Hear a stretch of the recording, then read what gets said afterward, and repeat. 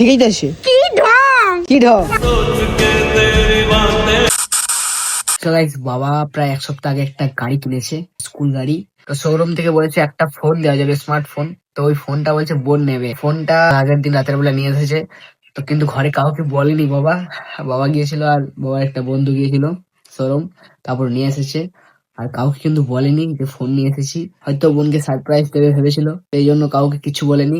তারপর আজকে ফোন করে ওই কাকুটাকে, যে বাবার বন্ধু, ফোন করার সাথে সাথে ও বলে দেয় যে হ্যাঁ ওইখানে ওইখানে ফোনটা আছে, তোদেরকে এখনো বলেনি। তারপর থেকে মানে জিনিসটা অন্যরকম হয়ে যায়।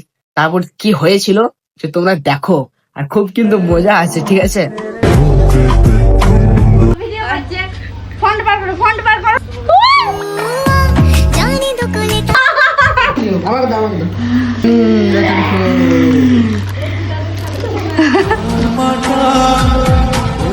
Galaxy A28 Samsung A06 খুলিস না আমি এই বাবাকে তো পাইছো আনবক্স নাকি? আনবক্স করা আছে।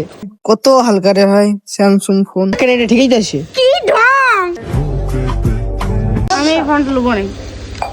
খুলে গেছে। আমি ভাবলাম বিবো বেটে।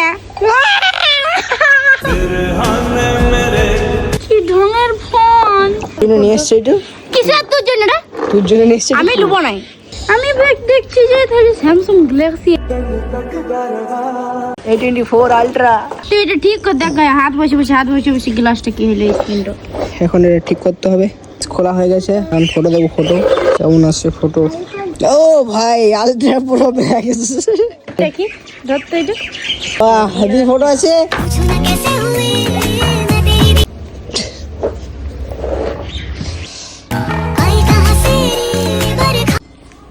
গাইস এখানে কিন্তু এর মানে চার্জার বোর্ড দেওয়া হয়নি, আর জানি না এখন কি হবে। আর এখানে বলছে ফোনটা নেবো না, কি উপর কে জানে, কিন্তু নাম্বার টাম্বার সব সেভ করছে দেখতে পাচ্ছি। তো যাই হোক, তোমাদের কি বক্তব্য তোমরা জানিয়ে দিও ফোনটা ঠিক হবে কিনা। ঠিক আছে, টাটা টাটা।